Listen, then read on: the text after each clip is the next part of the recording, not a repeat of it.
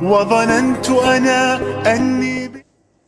وَيَسْأَلُونَكَ عَنِ الْخَمْرِ، یہ سارے سوالات جو صحابہ کرام رضوان اللہ علیہم اجمعین نے نبی صلی اللہ علیہ وسلم سے کیے، ان کا سلسلہ چل رہا ہے۔ انہی میں سے ایک سوال یہ بھی ہے کہ سوال کرتے ہیں وہ آپ سے عن الخمر والمیسر، شراب کے بارے میں اور جوئے کے بارے میں۔ قل، اے نبی صلی اللہ علیہ وسلم آپ فرما دیجئے، آپ بتا دیجئے کہ فیہما، ان دونوں میں اسم کبیر، بہت بڑا گناہ ہے، و منافع للناس، اور منافع بھی ہے لوگوں کے لیے، لیکن یاد رکھیں کہ وہ اسمہما، ان دونوں کا جو گناہ ہے وہ اکبر من نفعہما، زیادہ بڑا ہے ان کے نفع سے۔ اب اس کے بارے میں سمجھتے ہیں۔ اللہ رب العزت نے قرآن شریف کو بھی تدریجاً نازل فرمایا، اور جو احکام الہیہ ہیں ان کو بھی بہت سارے ایسے ہیں کہ جن کو اللہ رب العزت نے تدریجاً نازل فرمایا۔ انہی میں سے یہ شراب کا حکم بھی ہے کہ اللہ رب العزت نے تدریجی طور پہ نازل فرمایا۔ جب ویسے تو اللہ رب العزت کی ایک عادت ہے کہ ہر خطے میں، ہر زمانے میں کچھ لوگ ایسے ہوتے ہیں عقل والے کہ جو اپنی طبیعت پہ عقل کو غالب رکھتے ہیں ہمیشہ۔ مثلا طبیعت کے اندر کسی چیز کی خواہش پیدا ہوئی، لیکن ان کی عقل اس چیز کے مخالف ہوتی ہے کہ یہ چیز ٹھیک نہیں ہے، تو وہ اپنی طبیعت کو نہیں مانتے بلکہ اپنی عقل کی بات کو مانتے ہیں۔ تو نبی صلی اللہ علیہ وسلم کے تو مقام شان بہت بلند، آپ صلی اللہ علیہ وسلم کو تو نبوت ملنی تھی، آپ صلی اللہ علیہ وسلم ہمیشہ ایسی ساری باتوں سے دور رہے، لیکن صحابہ کرام رضوان اللہ علیہم اجمعین میں بھی بہت سارے صحابہ کرام رضوان اللہ علیہم اجمعین زمانہ جاہلیت میں جب شراب پی جا رہی تھی، جب منع نہیں تھی، اسلام کے شروع میں بھی جب منع نہیں تھی، تو انہوں نے شراب نہیں پی، لیکن صحابہ کرام رضوان اللہ علیہم اجمعین شراب پی رہے تھے، کیونکہ شروع سے ان کی عادت تھی اور اسلام میں ممنوع بھی نہیں تھی۔ پھر جب بہت زیادہ جب نبی صلی اللہ علیہ وسلم صحابہ کرام رضوان اللہ علیہم اجمعین مدینہ تشریف لے کر کے گئے، تو لوگوں میں بہت زیادہ شراب پینے کی عادت تھی، شراب پیا کرتے تھے اپنی کھانے کے آخر میں۔ تو پھر حضرت عمر فاروق رضی اللہ تعالیٰ عنہ، حضرت معاذ بن جبل اور کچھ انصاری صحابی جو ہے نبی صلی اللہ علیہ وسلم کے پاس آئے اور نبی صلی اللہ علیہ وسلم سے کہا کہ اے نبی صلی اللہ علیہ وسلم، اس شراب کے ذریعے مالوں کا بھی نقصان ہو رہا ہے اور عقلیں بھی خراب ہو رہی ہیں، تو آپ اس کے بارے میں کچھ فرما دیجئے۔ تو اس وقت اللہ رب العزت نے یہ والی آیت نازل فرمائی، یسألونک عن الخمر والمیسر، کہ اس میں گویا کہ ایک قسم کا مشورہ دے دیا کہ دیکھو اس میں گناہ ہے بہت بڑا، لیکن یہ ہے کہ اس میں منافع بھی ہے، لیکن اس کا منافع جو ہے اس کا گناہ جو ہے اس کے منافع سے بڑا ہے۔ پوری طور پہ حرمت نازل نہیں ہوئی، اس لیے کچھ صحابہ کرام رضوان اللہ علیہم اجمعین تو اس مشورے کے ذریعے ہی رک گئے کہ بھئی اگر اس میں نقصانات، اسم سے مراد یہاں نقصانات ہے، ٹھیک ہے، نقصانات اس کے زیادہ ہیں اس کے فائدے سے، تو پھر ہمیں اس سے رک جانا چاہیے۔ پھر اس کے بعد جو ہے ایسا ہوا ایک دن کہ حضرت عبد الرحمن بن عوف رضی اللہ تعالیٰ عنہ نے چند اپنے ساتھی صحابہ کرام رضوان اللہ علیہم اجمعین کی دعوت کی، کھانا کھلایا، اور دستور کے مطابق کھانے کے بعد میں شراب پلائی گئی، اور اسی کے بعد نماز کا وقت ہو گیا، عصر کی نماز کا۔ صحابہ کرام رضوان اللہ علیہم اجمعین نماز کے لیے کھڑے ہوئے اور ایک صحابی کو امامت کے لیے کہا گیا، تو وہ نماز پڑھا رہے تھے، تو دوران نماز سورہ کافرون کی تلاوت کی اور اس میں غلطیاں کر دیں، تو اس وقت اللہ رب العزت نے ایک اور آیت نازل فرمائی، یا ایھا الذین آمنوا لا تقربوا الصلاۃ وانتم سکارى، اے ایمان والو جب تم نشے کی حالت میں ہو تو تم نماز کے قریب نہ جاؤ۔ تو اس وقت بھی بہت سارے صحابہ کرام رضوان اللہ علیہم اجمعین رک گئے کہ ایسی چیز کو استعمال نہیں کرنا چاہیے کہ جو نماز سے روک دینے والی ہو، تو اس لیے انہوں نے چھوڑ دیا۔ اور کچھ صحابہ ابھی بھی پی رہے تھے۔ ایک دن عتبان بن مالک رضی اللہ تعالیٰ عنہ ایک صحابی ہیں، انہوں نے دعوت کی، اور ان کی دعوت میں سعد بن ابی وقاص رضی اللہ تعالیٰ عنہ بھی تھے، اور ایسا ہوتا تھا کہ کھانا وانا کھا کے شراب پی کر کے اس کے بعد شعر و شاعری کا وہ ہوتا تھا مشغلہ۔ تو اس میں شعر و شاعری میں وہ اپنے بڑوں کے، اپنے خاندان کے، اپنے لوگوں کے مفاخرت بیان کرتے تھے، فخر کیا کرتے تھے، ان کے قصیدے پڑھتے تھے۔ تو سعد بن ابی وقاص رضی اللہ تعالیٰ عنہ نے بھی ایک قصیدہ پڑھا جس میں جو انصار تھے ان کی ہجو تھی، ان کی کچھ مطلب توہین کی گئی۔ تو ایک انصاری نوجوان تھا، یہ صحابہ کرام رضوان اللہ علیہم اجمعین کوئی تیار جماعت نہیں تھی، یہ جنگجو قومیں تھیں، یہ بالکل ان پڑھ لوگ تھے، اور نبی صلی اللہ علیہ وسلم کی صحبت میں آئے اور تدریجاً احکامات نازل ہوتے رہے اور یہ عمل کرتے رہے۔ تو ان میں چند چیزیں وہ پہلے والے بھی ظاہری بات تھی، آہستہ آہستہ وہ نبی صلی اللہ علیہ وسلم کی محنت سے، اسلام کے آنے سے ختم ہوتی رہی۔ تو ایک انصاری جو صحابی تھے انہوں نے اونٹ کے جبڑے کی ہڈی اٹھائی اور ان کو ماری، تو حضرت سعد بن ابی وقاص رضی اللہ تعالیٰ عنہ کے سر میں لگی، اور حضرت سعد بن ابی وقاص رضی اللہ تعالیٰ عنہ نبی صلی اللہ علیہ وسلم کے پاس گئے، نبی صلی اللہ علیہ وسلم کے سامنے شکایت کی۔ تو اس وقت نبی صلی اللہ علیہ وسلم نے دعا کی کہ اللہم بین لنا فی الخمر بیانا شافیہ، کہ اے اللہ کوئی صاف شفاف ہمارے لیے شراب کے معاملے میں کوئی حکم نازل فرما دیجئے۔ تو اس وقت اللہ رب العزت نے 7ویں پارے کی آیت ہے، وہ 2 آیتیں بلکہ وہ آیتیں نازل فرمائی، یا ایھا الذین آمنوا انما الخمر والمیسر والانصاب والازلام رجس من عمل الشیطان فاجتنبوه لعلکم تفلحون انما يريد الشیطان ان یوقع بینکم العداوة والبغضاء فی الخمر والمیسر ویصدکم عن ذکر اللہ وعن الصلاۃ فہل انتم منتہون، کہ یہ ساری چیزیں جو ہے، شراب ہے، جوا ہے، یہ حرام ہیں، اور یہ شیطان تمہیں اس کے ذریعے اللہ تعالیٰ کے ذکر سے اور نماز سے روکتا ہے اور تمہارے درمیان جو ہے لڑائی جھگڑے پیدا کرتا ہے۔ تو اس وقت جو ہے یہ ایک حتمی حکم نازل ہو گیا، گویا کہ شراب کے لیے 4 آیتیں نازل ہوئیں۔ پہلے یسألونک عن الخمر والمیسر کے ذریعے مشورہ دیا گیا، اور پھر یا ایھا الذین آمنوا لا تقربوا الصلاۃ وانتم سکارا، یعنی نماز کے ٹائم میں گویا کہ حرمت ہو گئی، باقی ٹائم میں اجازت تھی۔ اور ان 2 آیات کے ذریعے مکمل طور پہ حرمت نازل ہو گئی۔ تو جس طرح اللہ رب العزت کی حکمت کا تقاضا تھا کہ تدریجی حکم نازل کیا گیا، کیونکہ احکام الہیہ میں بہت ساری حکمتیں ہو سکتی ہیں، وہ تو احکم الحاکمین جو اللہ کی ذات ہے اللہ ہی کو معلوم ہے، لیکن اللہ رب العزت نے انسان کے جذبات کی بہت رعایت کی ہے۔ لا یکلف اللہ نفسا الا وسعها، اللہ رب العزت نے ایسی سختی کی ہی نہیں ہے کہ کوئی انسان جو ہے ایسے کام کا مکلف نہیں بنایا کہ جس کی اس کے اندر طاقت ہی نہیں ہے۔ اب شراب کا حکم تدریجی اس لیے نازل ہوا کہ کیا ہے، ایک عادت جو ہوتی ہے، فطام العادتی اشد من فطام الرضاع، کہ ایک پکی جو کسی چیز کی عادت ہوتی ہے نا، اس عادت کا چھوڑ دینا بچے، جو چھوٹا بچہ ہے اس کے دودھ چھڑانے سے زیادہ مشکل کام ہے۔ تو اس طرح اللہ رب العزت نے صحابہ کرام رضوان اللہ علیہ اجمعین سے یہ شراب کی گویا کہ وہ چھوڑوائی، لیکن ایسا ہوا کہ جس طرح تدریجی طور پہ نازل کرنا حکمت کا تقاضا تھا کہ آہستہ آہستہ ان کی عادت چھوٹ جائے، اسی طرح یہ اس کی حرمت نازل ہونے کے بعد جو ہے بڑی شدت سے اس قانون کو نافذ کرنا بھی حکمت کا ہی تقاضا تھا، بہت شدت کی گئی۔ نبی صلی اللہ علیہ وسلم نے فرمایا کہ ایمان اور شراب ایک جگہ جمع ہو ہی نہیں سکتی، یعنی جو شراب پی رہا گویا کہ مومن ہی نہیں ہے۔ پھر نبی صلی اللہ علیہ وسلم نے فرمایا کہ یہ ام الخبائث ہے، ساری برائیوں کی جڑ ہے۔ پھر ام الفواحش فرمایا کہ ساری بے حیائیوں کی جڑ یہ شراب ہے۔ پھر نبی صلی اللہ علیہ وسلم نے ایک حدیث مبارکہ میں 10 آدمیوں پہ شراب کی وجہ سے لعنت فرمائی ہے، ایک نچوڑنے والا، ایک بنانے والا، ایک لاد کے لے جانے والا، ایک جس کے لیے لاد کے لے کے گئے، اور ایک پینے والا، ایک پلانے والا، ایک خریدنے والا، ایک بیچنے والا، ایک ہبہ کرنے والا یعنی ہدیہ کرنے والا، اور ایک اس کی جو ہے آمدنی کھانے والا۔ یہ پورے 10 پہ نبی صلی اللہ علیہ وسلم نے لعنت فرمائی ہے اور بڑی شدت کے ساتھ اس کا قانون نافذ کیا گیا۔ جب یہ اس کی حرمت نازل ہوئی، مدینہ کی گلیوں میں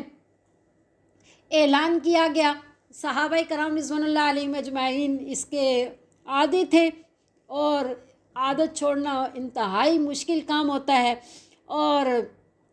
جب اعلان کیا گیا تو ساروں نے اپنے گھر کے اندر جو شراب تھی مشکیزیں کاٹ کے بہا دی، اور جنہوں نے ہاتھ میں پکڑی ہوئی تھی انہوں نے اپنا ہاتھ نیچا، حتیٰ کہ اعلان سن کر کے جنہوں نے اپنے منہ تک اپنا وہ برتن اٹھایا ہوا تھا انہوں نے واپس نیچے رکھ دیا، وہ گھونٹ بھی نہیں پیا۔ ایک صحابی رضی اللہ تعالیٰ عنہ اپنی پوری زندگی کا سرمایہ اکٹھا کر کے وہ شراب کی تجارت کرتے تھے، شام تشریف لے کر کے گئے ہوئے تھے، اور وہاں سے اپنی پوری زندگی کا جتنا سرمایہ تھا وہ لگا کر کے شراب خرید کر کے لائے، اور جو ہی مدینہ میں پہنچے اعلان سنا اور اپنے وہ مشکیزیں جو ہے ایک پہاڑ پہ رکھ کے نبی صلی اللہ علیہ وسلم کے پاس تشریف لائے، اور نبی صلی اللہ علیہ وسلم نے جو ہی حکم دیا کہ آپ وہ مشکیزیں کاٹ دیں، اپنے ہاتھوں سے اپنی پوری زندگی کا سرمایہ اللہ رب العزت کے حکم کی پاسداری کے لیے اور نبی صلی اللہ علیہ وسلم کے مبارک فرمان میں بہا دیا۔ یہ ایک اسلام کا معجزہ بھی ہے، اور صحابہ کرام رضوان اللہ علیہم اجمعین کی جو حیرت انگیز نبی صلی اللہ علیہ وسلم سے محبت تھی، اس محبت کی دلیل بھی ہے، اور ایسا انقلاب اللہ رب العزت کے فرمان، نبی صلی اللہ علیہ وسلم کے فرمان کے مطابق صحابہ کرام رضوان اللہ علیہم اجمعین میں ایسا انقلاب برپا ہوا کہ جس چیز کے عادی تھے اتنے ہی اس سے نفرت کرنے لگ گئے، اتنا ہی اس سے دور ہو گئے۔ تو یہ صحابہ کرام رضوان اللہ علیہم اجمعین کی اطاعت تھی، تبھی تو اللہ رب العزت نے رضی اللہ عنہم و رضوا عنہ کا ٹکٹ دیا کہ اللہ ان سے راضی ہو گیا، وہ اللہ سے راضی ہو گئے۔ وہ شروع سے ایسے نہ تھے، بہت جنگجو قومیں تھیں، لیکن سر تسلیم خم نبی صلی اللہ علیہ وسلم کے ہر فرمان پہ لبیک و سعدیک بولا۔ اللہ ہمیں ان کے نقش قدم پہ چلنے کی توفیق عطا فرمائے، ان کے جیسی اطاعت شعاری اللہ ہمیں نصیب فرما دے۔ بہرحال یہاں یہ اللہ رب العزت نے فرمایا کہ شراب کے نقصانات جو ہے وہ اس کے فائدے سے زیادہ ہیں۔ اب فائدہ کیا ہے؟ فائدہ یہی ہے کہ ظاہری طور پہ اس کی لذت محسوس تھی، اور پھر دوسرا فائدہ یہ ہے کہ اس کے پینے سے یوں زیادہ وقتی قوت محسوس ہونا شروع ہو جاتی ہے، جیسا کہ اس شراب کے ذریعے جسمانی طور پہ تقویت مل رہی ہے، اور پھر چہرہ وغیرہ بھی شروع میں رنگ اچھا ہو جاتا، لیکن بعد میں ایسا ہوتا کہ جیسا جوان بندہ بوڑھا نظر آنا شروع ہو جائے۔ تو بہرحال جسمانی بھی اس کے بہت سارے نقصانات اور باطنی بھی نقصانات، دو نقصان تو اللہ رب العزت نے اس آیت میں جو ابھی میں نے آخری آیت آپ کو سنائی کہ انما یرید الشیطان ان یوقع بینکم العداوۃ والبغضاء، کہ اس کے ذریعے شیطان یہ چاہتا ہے کہ تمہارے درمیان جو ہے لڑائی جھگڑا پیدا کر دے۔ تو شراب پی کر کے عقل زائل ہو جاتی ہے، اور اسی وجہ سے نبی صلی اللہ علیہ وسلم نے اس کو ام الخبائث فرمایا، ام الفواحش فرمایا، کہ عقل ہی اصل چیز ہے انسان میں، اور وہی زائل ہو جائے تو انسان ہر برائی پھر کر گزرتا ہے۔ تو اسی سے ایک جیسے میں ابھی پڑھ رہی تھی کہ جرمنی ایک ڈاکٹر ہے، ان کا مقولہ ہے کہ اگر آدھے شراب خانے بند ہو جائیں تو اس کی وجہ سے میں یہ گمان رکھتا ہوں کہ آدھے قید خانے اور آدھے جو ہے شفا خانے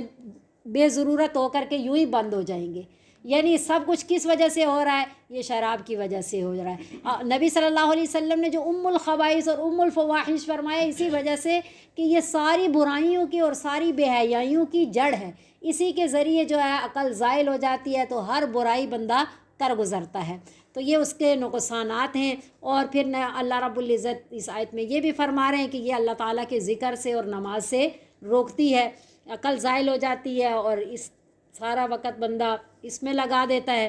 اور پھر یہ ہے کہ اس کے ذریعے مال و دولت کی بھی تباہی ہے۔ تو بہرحال بہت سارے نقصانات ہیں۔ اور میسر کسے کہتے ہیں؟ میسر کہتے ہیں تقسیم کرنا، یاسر کہتے ہیں تقسیم کرنے والے کو۔ تو یہ عرب میں جتنی قسم کے جوئے تھے اور آج تک یا آئندہ جوئے کی جو بھی صورت پیدا ہوگی وہ ساری کی ساری جو ہے میسر میں شامل ہے، اور وہ حرام ہے اس آیت کی وجہ سے جو آخری آیت شراب اور جوئے کی نازل ہوئی۔ اب عرب میں کیا ہوتا تھا کہ وہ زمانہ جاہلیت میں کہ وہ اونٹ کو ذبح کرتے اور پھر اس کے حصے گوشت تقسیم کیا جاتا، کسی کو 2 حصے مل جاتے، کسی کو 1 حصہ ملتا اور کوئی محروم ہو جاتا، اور جو محروم ہو جاتا تو اونٹ کی قیمت اس کو ادا کرنی پڑتی۔ اب اس میں یہ تھا کہ یہ گوشت خود نہیں کھایا کرتے تھے، گوشت فقراء میں تقسیم کر دیتے تھے۔ ایک تو اس میں سخاوت کی وجہ سے، اور دوسرا اس میں یہ تھا کہ بہت فخر کیا کرتے تھے کہ ہم نے جو ہے ایسا کیا کہ فقراء میں گوشت تقسیم ہو گیا۔ تو اس وجہ سے اس کو اچھا بھی جانتے تھے، اور جو اس میں شرکت نہیں کرتا تھا اس کو منحوس سمجھتے تھے، تو ہر کوئی اس میں شرکت کرنے کی کوشش کرتا پھر، اور جس کے ذمے جو محروم ہو جاتا، جس کے یعنی کوئی حصہ اس کو نہ ملتا، تو پھر ساری قیمت اس کو دینی پڑتی، تو اس کا فوراً سے نقصان ہو جاتا۔ تو یہ جوئے کی ایک صورت ہے۔ تو بہرحال جس کے ذریعے اب انما المخاطرۃ قمار، کہ جو مخاطرہ ہے نا وہ بھی قمار میں شامل ہے۔ قمار جوئے کو کہتے ہیں، میسر کہیں اسے یا قمار کہیں یا جوا کہیں۔ اس کا یہ ہے کہ یہ مطلب ایک سائڈ پہ مکمل فائدہ، دوسری سائڈ پہ مکمل نقصان، سارا کا سارا مال ایک سائڈ پہ جو جیت جاتا ظاہری بات ہے سارا کا سارا اس کی طرف چلے جاتا، اور جو ہار جاتا اس کے پاس کچھ بھی باقی نہ رہتا۔ اب ایثار قربانی کا جذبہ جس انسان کے اندر ہونا چاہیے تھا، اس جوئے کے ذریعے وہ کیا ہو جاتا ہے؟ ایک درندہ ہو جاتا ہے۔ وہ ہر وقت چاہ رہا ہوتا ہے کہ مجھے فائدہ ملے۔ ظاہری بات ہے اس کو فائدہ کب ملے گا؟ جب دوسرے کو نقصان ہوگا۔ تو یہ نہیں کہ اس کا فائدہ موقوف ہوتا ہے دوسرے کے نقصان پہ، اور اس کو راحت ملتی ہے دوسرے کی کوئی مصیبت دے کر کے۔ تو یہ ہے کہ انسان کے اندر وہ انسانیت اس جوئے کے ذریعے باقی نہیں رہتی۔ اور پھر یہ ہے کہ جوئے کے ذریعے ایسا ہوتا ہے کہ ایک مال جو ہے وہ منجمد رہتا ہے، بڑھتا نہیں ہے۔ اب تجارت کے ذریعے کیا ہوتا ہے کہ بیچنے والے کو بھی نفع ہو رہا ہوتا ہے، خریدنے والے کو بھی نفع ہو رہا ہوتا ہے، لیکن اس میں یہ ہے کہ ایک سائڈ پہ نفع ہو رہا ہوتا ہے، دوسری سائڈ پہ نقصان، یا سارے کا سارا مال ادھر کو چلا جاتا ہے یا سارے کا سارا مال ادھر کو دوسری سائڈ پہ چلا جاتا ہے۔ یعنی کہ ایک کا نقصان لازمی ہے اور پھر مال بڑھتا نہیں ہے۔ اگر دونوں طرف منافع ہوگا تو مال تب بڑھے گا نا، تو وہ تجارت کے ذریعے ہوتا ہے، جوئے کے ذریعے نہیں ہوتا۔ تو اس میں بھی وہی نقصانات ہیں۔ اب جوئے کے ذریعے یہ ہوتا ہے کہ فوراً سے ایک پورا گھر جو ہے کیا ہو جاتا ہے؟ فقیر ہو جاتے ہیں، اور ایک جو ہے آگے۔ اور اس میں یہ ہے کہ ہر بندہ نہ اپنے ہاتھ کو کسی کام طاقت میں محنت میں لگاتا ہے اور نہ ہی دماغ کو لگاتا ہے، ہر وقت وہم میں رہتا ہے کہ ایسا ہو جائے شاید میں جیت جاؤں، شاید میں ہار جاؤں۔ تو یہ ایک وہمی سلسلہ اس کا چل رہا ہوتا ہے۔ تو اس وجہ سے اللہ رب العزت نے فرمایا کہ اس کا نقصانات زیادہ ہیں، اور فائدہ اب جیت گیا تو کچھ چند دنوں کا فائدہ بھی ہو جائے گا، لیکن انسانیت اندر سے ختم ہو گئی، کچھ بھی باقی نہیں رہا۔ اور کوئی کام دنیا کے اندر ایسا نہیں ہے نا جس میں فائدہ نہ ہو۔ اب دیکھیں یہ چوری ڈکیتی یہ کام کرنے والے جتنے بھی ہیں نا، زیادہ تر ان کو ہوشیار کے جن میں ہوشیاری زیادہ ہوگی وہی کر سکیں گے، اور وقتی ان کو نفع ملتا ہے تو تب کرتے ہیں، حالانکہ شریعت میں یہ سارے کام حرام ہیں۔ تو اس وجہ سے اب ایک فقہی ضابطہ ہے، ہمیشہ اس کو یاد رکھنا چاہیے کہ جلب منفعت سے دفع مضرت مقدم ہے۔ آسان الفاظ میں دفع مضرت کہتے ہیں نقصان سے بچنا، اور جلب منفعت کہتے ہیں کہ نفع حاصل کرنا۔ تو نقصان سے بچنا جو ہے نا وہ مقدم ہے نفع حاصل کرنے سے۔ اب ایک چیز میں یہ ڈر ہے کہ نقصان بھی ہوگا اور نفع بھی ہوگا، تو مقدم کیا چیز ہے کہ نقصان سے بچنے کی کوشش کی جائے اور اس وقتی نفع کو چھوڑ دینا چاہیے۔ تو یہ ایک قانون ہے پوری شریعت کے، یہ فقہی ایک ضابطہ بنایا ہوا ہے فقہا حضرات نے کہ جلب منفعت سے دفع مضرت مقدم ہے، کہ نقصان سے بچنا پہلے ہے نفع حاصل کرنے سے، کہ نقصان سے بچنا زیادہ ضروری ہے نفع حاصل کرنے سے۔ تو یہاں بھی اب یہ دفع مضرت زیادہ ضروری ہے، شراب اور جوئے سے بچنا، یہ تو خیر پہلے کی آیت ہے، اب تو مکمل حرمت ہے۔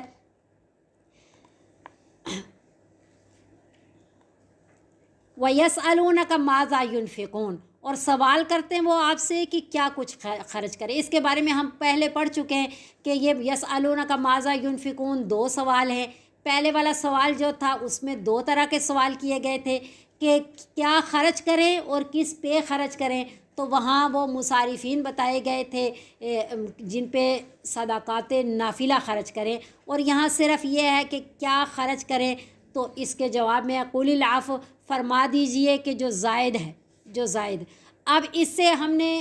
پڑھا تھا، سمجھا تھا پچھلی کلاس میں کہ جو زائد ہے بعض مفسرین فرماتے ہیں کہ جتنا بھی زائد ہے اپنی ضروریات سے وہ سارے کا سارا صدقہ کر دینا واجب ہے، اور جو جمہور ہیں وہ فرماتے ہیں کہ سارے کا سارا صدقہ کرنے کو یہاں نہیں کہا گیا، بلکہ اس کا مطلب یہ ہے کہ جب صدقہ کریں تو زائد سے کریں، ضروریات میں سے نہ کریں۔ یہ نہ ہو اپنی اولاد کو آپ جو ہے وہ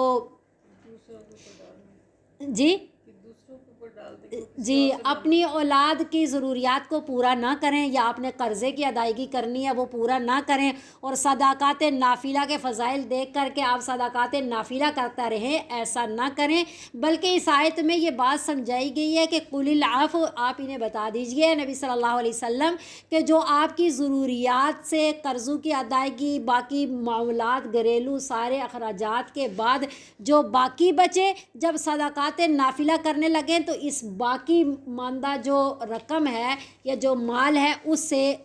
صدقات نافلہ کریں۔ کذالک یبین اللہ لکم الآیات، اسی طرح بیان کرتے ہیں اللہ رب العزت تمہارے لیے نشانیاں، آیات، واضح احکامات، لعلکم تتفکرون، تاکہ تم غور و فکر کرو، فی الدنیا والآخرہ، دنیا میں بھی اور آخرت میں بھی، کہ اللہ کتنا صاف صاف احکامات نازل کر رہے ہیں، تاکہ یہ احکامات کا جب تمہیں علم ہو جائے نا تو تم پھر جب عمل کرنے لگو تو صحیح سوچ وچار، دنیا کے معاملات کے حساب سے بھی اور آخرت کے معاملات کے حساب سے بھی صحیح غور و فکر کر کے تو پھر اس علم پہ تم عمل کرو، تاکہ تمہیں دنیا کا بھی فائدہ ہو، آخرت کا بھی، دنیا کا بھی نقصان نہ ہو اور آخرت کا بھی نقصان نہ ہو۔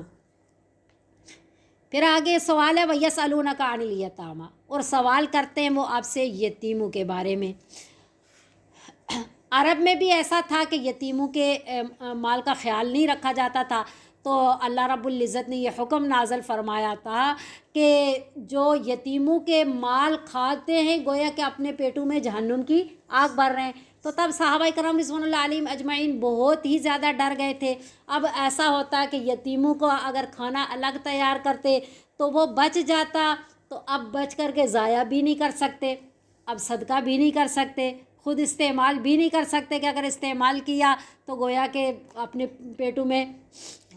جہنم کی آگ بھر رہے ہیں، اور اگر صدقہ کیا تو یہ یتیم چھوٹے ہیں، ان کی اجازت نہیں ہے تو صدقہ کریں کیسے، تو یوں پھر ان کا مال ضائع ہوتا، اور وہ ڈرتے کہ ہم کہیں جو ہے گناہگار نہ ہو رہے ہوں۔ تو پھر صحابہ کرام رضوان اللہ علیہم اجمعین نے نبی صلی اللہ علیہ وسلم سے سوال کیا، تو پھر اللہ رب العزت نے جواب دیا کہ اے نبی صلی اللہ علیہ وسلم آپ فرما دیجیے کہ اصلاح لہم خیر،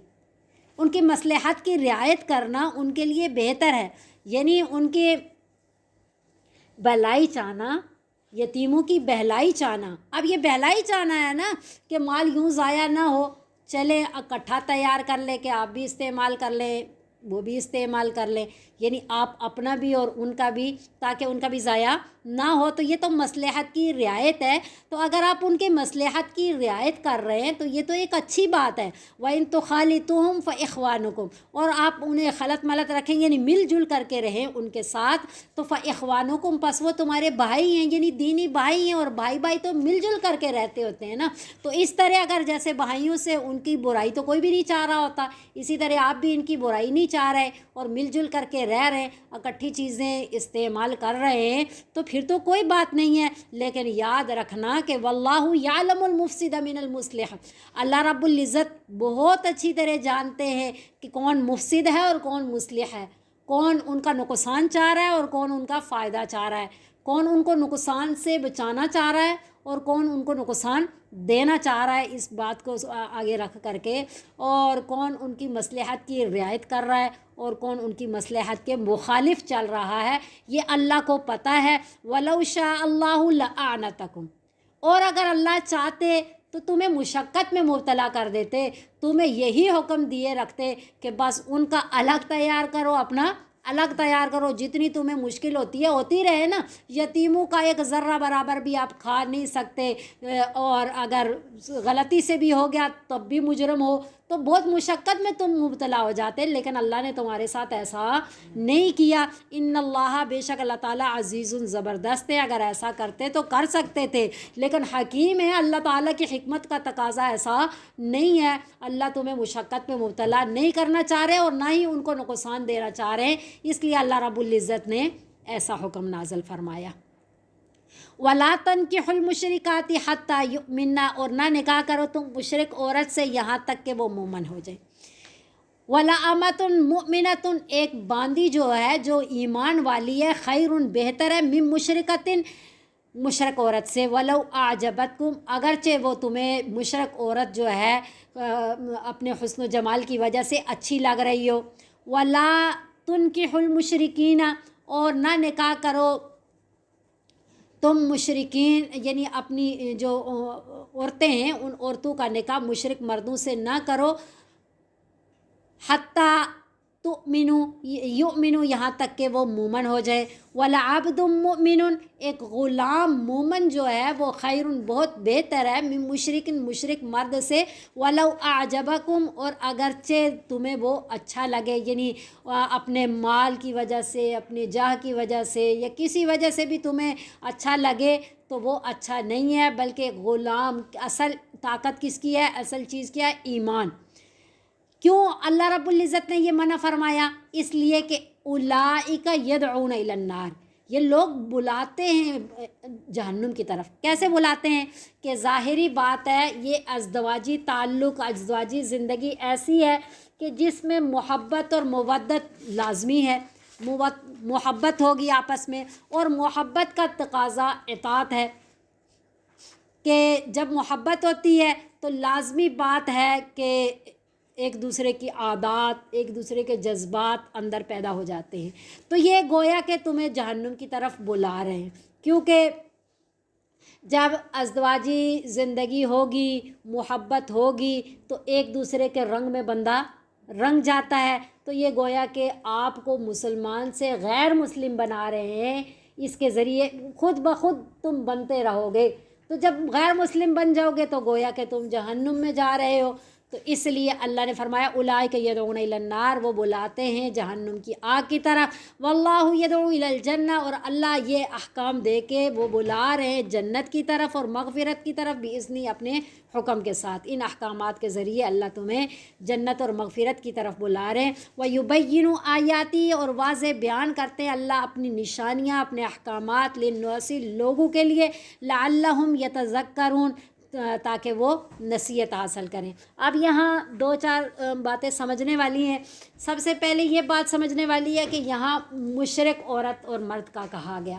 کہ مشرک مرد سے اور مشرک عورت سے نکاح نہ کیا جائے، کیونکہ وجہ یہ ہے کہ ازدواجی زندگی ہوگی، ازدواجی زندگی کی وجہ سے محبت ہوگی، اور محبت کی وجہ سے ایک دوسرے کے رنگ میں رنگیں گے، اور پھر مسلمان جو ہے وہ غیر مسلم ہو جائیں گے. تو اس لیے اللہ رب العزت نے منع فرما دیا۔ لیکن کتابی جو عورت ہے اس سے جو اہل کتاب یعنی یہودی اور عیسائی مسلمانوں کو یعنی یہ اجازت ہے کہ وہ یہودی یا عیسائی عورت سے شادی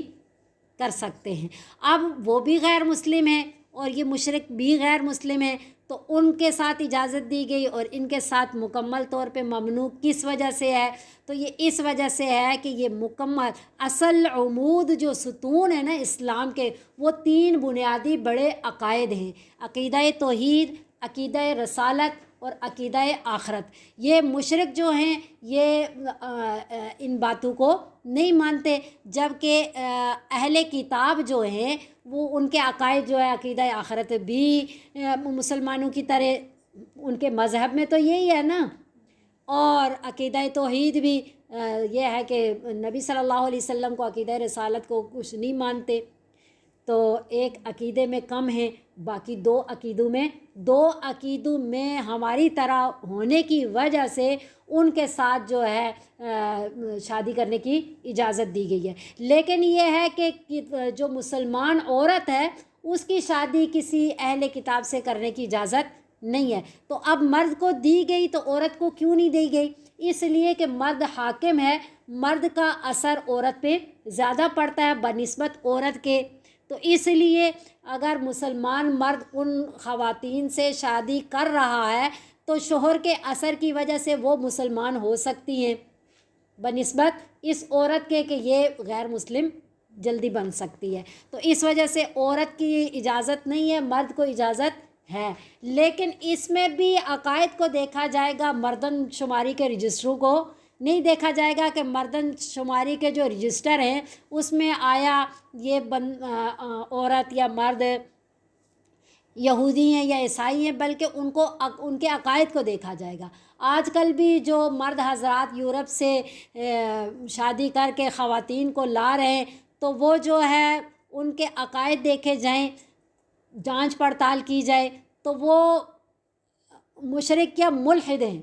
نہ اللہ کو مانتے ہیں، نہ اپنے پیغمبر عیسیٰ حضرت موسیٰ علیہ السلام کو مانتے ہیں، نہ ہی تورات اور انجیل کو مانتے ہیں، بلکہ مکمل طور پہ ملحد ہیں، اور نام عیسائی و یہودی رکھ کر کے تو ہم سمجھتے ہیں تو اہل کتاب سے اجازت ہے تو اس حساب سے شادی ہو جاتی ہے۔ وہ تو مشرکوں سے بھی بدتر قسم کی شادی ہے۔ اس لیے یہ جانچ پڑتال کرنا، عقائد کی پاسداری کرنا، ان کا خیال رکھنا، یہ نکاح سے پہلے زیادہ ضروری ہے۔ یہی اللہ فرما رہے ہیں کہ اولئک یدعون الی النار، تو یہ کون جہنم کی طرف بلا رہا ہے؟ پھر یہ اس چیز کا تقاضا کرتی ہے کہ عقائد کا زیادہ خیال رکھا جائے۔ اللہ رب العزت ہمیں عمل کرنے کی توفیق عطا فرمائے، اور یہ جتنے بھی احکامات ہیں اللہ ان کی پاسداری کرنے کی ہمیں توفیق عطا فرمائے۔